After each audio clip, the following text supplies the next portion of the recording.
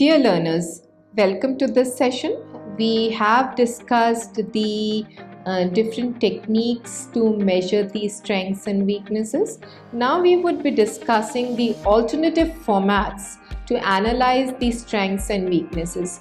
Now I was talking about in the earlier session about the various functional areas where the analysis is to be done to decide what are the strengths of the organization and what are the weaknesses of the organization. In this case, we would be considering the functional areas, and apart from that, we would be using a conceptual approach to discuss the strengths and weaknesses of the organization. Now this is very important in the sense, why are we discussing all the different ways to measure the strengths and weaknesses or the formats to analyze the strengths and weaknesses? We could have simply used SWOT analysis. Why do we need an extension of SWOT analysis and only the strengths and weaknesses in particular for the organization? Now this is very important because it gives more idea, because SWOT analysis is done on the broader sense and it applies 4 quadrants: the strengths, weaknesses, opportunities and threats. Like strengths can be converted, opportunities can be converted into strengths, and threats, how the threats can be molded into the opportunities, and then the interrelation of the weaknesses with the threats, etc. But in this case, we are concentrating on the strengths and weaknesses, which are the internal parts of the organization, internal environment of the organization. That is why it is very important to assess these strengths and weaknesses, which later on becomes the opportunities or threats for the organization. So how the organization or the NGO is able to stand in a particular competitive situation, that is why we require to assess the strengths and weaknesses in different manners. We have discussed the measurement aspects. Now we discuss the different formats to analyze these strengths and weaknesses. There are certain frameworks where the analysis of strengths and weaknesses can be facilitated by using a specific format. And for this, there are certain checklists given. And the experts, they have suggested using the organizational checklists to evaluate the organizational capabilities and weaknesses. Capabilities, we call it as strengths here. And they have given 446 checkpoints. Now it is very difficult to use all the 446 checkpoints for the organization, though it is very comprehensive and may be very useful for the organization. But it may or may not be relevant to the particular organization, because each organization, each NGO varies in its performance, varies in the way it operates, varies in the ways which caters to the particular section of the society, so it can be different. So applying 446 checkpoints would be very difficult and may not be relevant. So Pearce and Robinson, long back, they have suggested the following checklist. We'll go through this checklist and we'll see it is based on the functional areas. When we talk about the functional areas, these are the functional areas which have been considered by Pearce and Robinson, and these functional areas only describe the various checklists.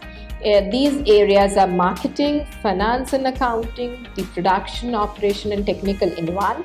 The personnel, this is the HR part because it has been given long back. Now they use it as HR. And then we have organization or the general management, where the strategy part is considered. Now, when we talk about the various checklists and various functional areas, we see the first functional area is the marketing. Now, if you see the checklist, you will find the checklist as the organization's products or services, the breadth of product line. Basically, this checklist was provided for the corporate organization, but this can easily be applied to the NGOs also. Now in products and services, NGOs are offering the services, so they can easily be applied for the services part in the organization. There are certain NGOs which act as companies, though they are not-for-profit companies. So that in that case, for the products or the product line, the marketing checklist can be applied for assessing the strengths. The second one is the ability to gather the needed information about the markets, the market share or the sub-market shares. Now in this markets part, if we apply it to the NGOs, we try to find out that how many NGOs of the similar nature catering to the particular section of the society performing same giving similar services, how many NGOs they are situated in a particular market or in a particular locality. This is how we try to assess. This is the external environment, and through this external environment, we try to assess the strength of the organization based on the information about the markets. There are product service mix and expansion potentials. There are life cycle of key products, profit, sales, balance, and produces or services. Now this can be like produces and services can be used in the rural, the NGOs which are operating in the rural sector, in the agriculture sector, that can be used. If the services are being to be counted, the services can be in all the NGOs. There are channels of distribution related to the NGOs. In these channels of distribution, what is more important is like how the services are being distributed through the different channels. Here we are talking about the marketing concept of channels of distribution in the corporate world. But when we apply to NGOs, the channels of distribution may vary, and it applies to the services being provided to a particular community. Then effective sales organization, knowledge of customer needs. Here it would be, in case of NGO, it would be knowledge of stakeholder needs. The concentration of the sales on a few products or to few customers. So when we talk about sales in this case, we talk about services in this case. In case of NGO, services and stakeholders, that can be interchangeably used in terms of sales and the customers part. The other checkpoints given by Pearson, they are product, service, image, reputation. Reputation is very important. The quality of service is very important. It has to be imaginative, efficient, effective services. The pricing strategy is there. In this case, we would be having the funding strategies. Then you have the producers for digesting market feedback. In this case, in NGO's case, again the market feedback is very important, like the community, how the community is taking the NGO, whether they are responding to the NGOs in a positive manner or not. So that can be taken up.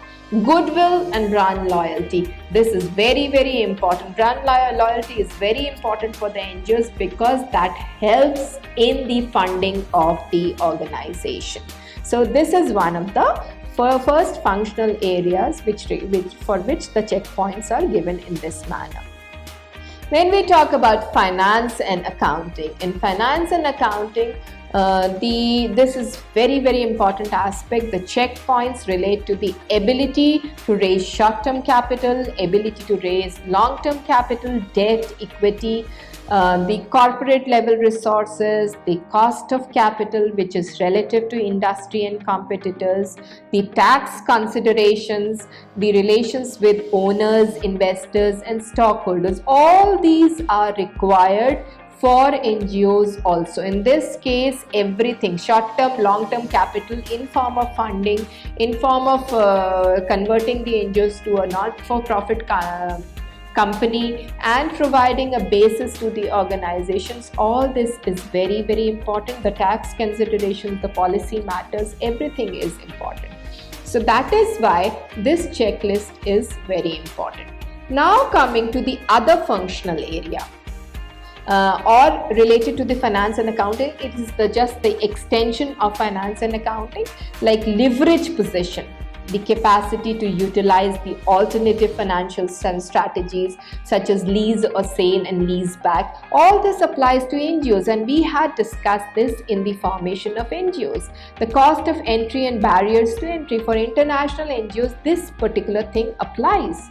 The presence of financial planning, NGOs do need financial planning to substantially and effectively use the funds which are being generated inherently as well as through donors. So they do need to have the budgeting practices also. Then working capital is required, the effective cost control, the ability to reduce cost or optimize the cost, that is also very important. Financial size, again the donors come into picture here. The financial size is also required. The efficient and effective accounting system for cost, budget and profit planning is important for organizations across the system, whether it is a corporate house or it is an NGO, anybody. This particular aspect is required by one and all. So that is why it is very important to have this functional area in place for the organization to perform better. Then come to the production or operations or technical aspects. Now in this case, usually this particular part is not dealt with the NGOs, and in NGOs, if it is a company producing some kinds of producers for the local community or to for the volunteers or for the stakeholders who are directly or indirectly associated with the NGOs, this is required. But technically speaking, this particular part applies more to the corporate world. But we'll just scan through the different checkpoints which are required for the production, operation or technical aspects. It can be the raw material cost and availability, that is important for the NGOs. The inventory is important for the NGOs, inventory control systems, the location of the facilities, the layout and utilization of facilities, the technical efficiency of the facilities and utilization of the capacity, effective use of subcontracting, that may be applicable and may not be applicable, but in most of the cases it is not applicable. And of course, degree of vertical integration, that means value added chain and the profit margin, is required by the NGOs also. The efficiency and the cost benefits of the equipments, the effective operation control procedures. Now this is very important. This is quite applicable for NGOs, like design, scheduling, purchasing, the quality control and efficiency. All these things, they are applicable for the NGOs. These are the checklists which are applicable to NGOs. The cost and technological competencies. NGOs, they do need to have technological competencies in the present times also. All the more important in the present time is that they have to adapt to the technological changes more than before. Earlier, it meant they could have continued with the conventional mode, but now they require to have technology competency to survive in the market. The research and development is required. The technology, the innovation, the more innovative the NGO is, the more its loyalty is, the more its presence is felt in the market. So we have innovations which requires the patents, the trademarks and some legal protections which is applicable with the development and the technological advancements. Coming to the HR part, the personal part, this applies to all the organization and this applies to NGOs as well.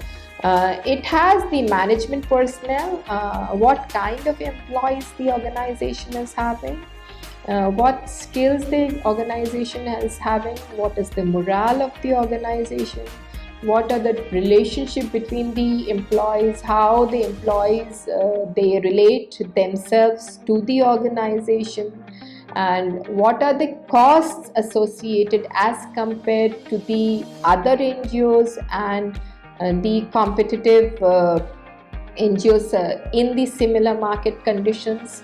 the efficient and effective personnel policies, what kind of policies the organization is possessing, whether they have a beneficial or supportive policies for their employees or not. All these things, they need to be taken care of. Effective use of incentives to motivate the performance, because NGOs mostly they survive on the funds. So in this case, to motivate the performance of the employees, they need to have different kinds of incentives, and how to generate those incentives, that is very important for the NGOs. Then there are certain ability to level the peaks of employment, and employee turnover and absenteeism should be reduced to a large extent, because NGOs, they need the committed workers. Now, if some worker or employee leaves the organization, they need to hire more. Hire another employee again, and hiring another employee requires a lot of cost. So that is why it is very important for the NGOs to see that the turnover and absenteeism is less. And NGOs, they do need specialized skills and experience, so they need to retain their employees by providing them a better environment and better services, and that becomes the strength of the organization. If the organizational strength is not there in the NGOs, then in that case the NGOs, they are not able to survive in the market.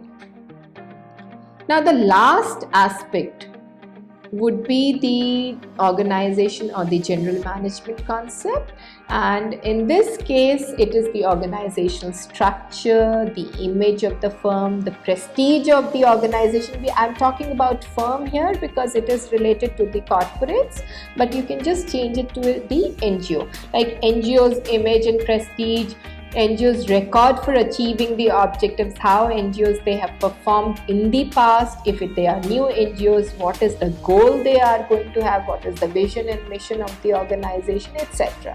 The communication system of the NGOs is very important, how they communicate with the society, how they relate to the society, what is the different aspects which are required to perform in the community, etc. They need to be taken care of. Overall organizational control system, the effectiveness and utilization, the climate, the organizational climate is very important. The use of systematic procedures, techniques in decision making, that is very important.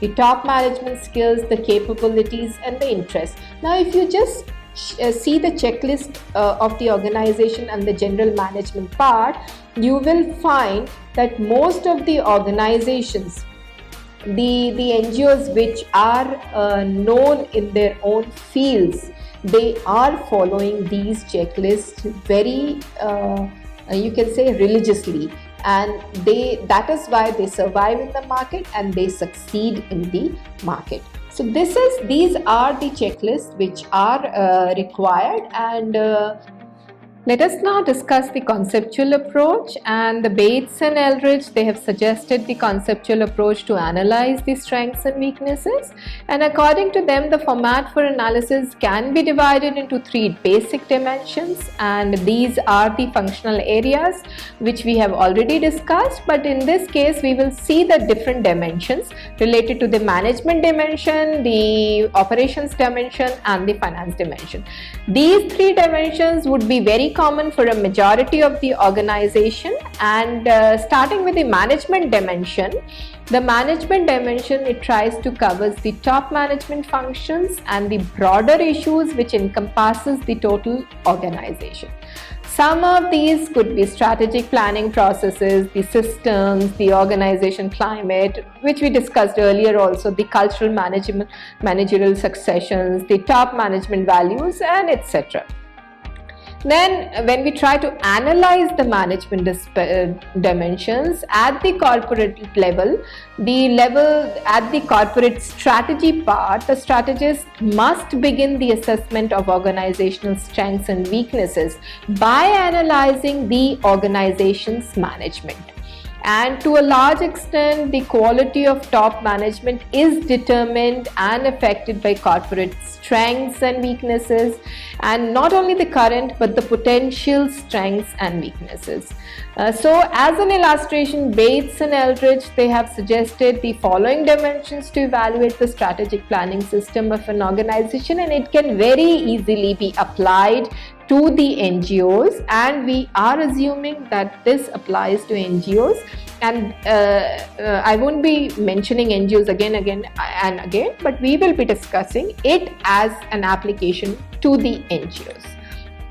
When we talk about the dimensions to evaluate the strategic planning system of an organization, these are the factors which needs to be considered, or these are the parameters which needs to be considered. The first one is the critical factors, then we have the resources, we have the objectives, we have the appraisal system, we have the deployment of resources. Now when we talk about the critical factors, these are the identification of the present and future conditions which have the bearing on the achievement of the objectives. What are the resources? It is the identification and provision for resources required to meet the demands, the present and future conditions of the organization. What are the objectives? These are the clearly spelled out results and details which needs to be achieved at a particular point of a time. It can be short term, it can be long term. Then we have the appraisal mechanism, which compares the actual with the expected performance, and it results in the timely corrective action if it is monitored properly. Then we have the deployment of resources. It tries to establish and delegate the areas of responsibility and authority for critical factors. And for its strategic planning system, an organization's strengths and weaknesses can be evaluated based on these dimensions which we have already discussed. Now coming to the operations dimensions, and these includes the two parts, the resources conversion and distribution functions, which are the production, the material management, design, marketing, etc. And we have discussed the checklist of the operations dimension earlier also, which can easily be applied here. So these are the operations dimensions, and when we try to analyze the operations dimensions, you find that there is a resource conversion process which requires the operational arrangements, the efficiency of the conversion process which reflects the strengths or the weaknesses of the organization, and the organization, it also needs to transform the products and services through the process of marketing and distribution into liquid or cash resources which can then be recycled. The organizational audit is also included, and it includes the assessment of organization strengths and weaknesses in each functional area. That is very important. So in the area of marketing, this may mean the assessment of factors like familiarity with the industry and the quality of the marketing research, the stakeholders care, the sales, the services, the branding, the loyalty, etc. And a similar type of audit can be done for human resources, materials management, production, and so on. It is like all the functional areas, they come under the operations dimensions. That is very important to understand. When we talk about the finances dimensions, this includes the issues like the capital structure, the working capital, the credit policies, etc. All the financial and accounting areas which we discussed earlier also. And when we try to do the analysis of the financial dimension, the organization's performance is largely determined through its sales revenue, the profits, the net worth, the dividend payout ratio. And there are a number of other dimensions like finance capital structure, the capital budgeting aspect, the dividend policy, the debt policy, the interest cost, the credit policy, management of working capital, etc. They need to be examined thoroughly to assess the firm's strengths and weaknesses. However, there is a caution which needs to be observed while drawing the inferences in the financial analysis, which reflects only the symptoms and not the causes. If the causes are there, because if we assess the symptoms, then automatically that can be taken care of. Because once the causes come into picture, then it's too late. Now when we discuss the strengths and weaknesses profile, given by Bates and Eldridge. It is very necessary to understand this profile, and then we have the consolidation of all these dimensions to develop a profile, and we can just see this profile is the dimensions are all the functional areas, the management, financial and operation. These are the three dimensions which we are considering here. The basis of comparison we consider, the ranking we do it, the existing nature we do it, and the strengths and weaknesses. Now the first part, that is the basis of comparison, is the purpose to ensure that the strategist is aware of a basis of comparison, its appropriateness to the factor under assessment. The second part is the ranking part, which indicates the degree of importance of the factor under assessment of the organization's success, and all the critical factors should have a ranking of it in their present dimensions. The third part is existing part, which is the brief description of what actually exists within the organization. The fourth part is the strength or weaknesses, and these are coded as follows. 0 is neutral, plus is strength, and minus is a weakness. The greater the strength is minus is equal to weakness, and the more minuses, the greater is the weaknesses. So the profile gives a quick view of the total situation as the criteria which the analysis has to use to arrive at certain conclusions, and based on this the profile is developed, and this profile helps the organization to assess its present condition, present situation, and then it can act to improve upon the weaknesses and to magnify the strengths of the organization. So these are the alternative formats of the strengths and weaknesses of the organization, and they can be easily applied to the NGOs. Now the activity which you're supposed to do it to understand this concept more is like you just develop this profile, you place all these three dimensions and try to rank and try to assess the strengths and weaknesses based on this profile of any of the NGOs you are working in, or you gather the information from the published material. So these are the alternative formats of assessing the strengths and weaknesses.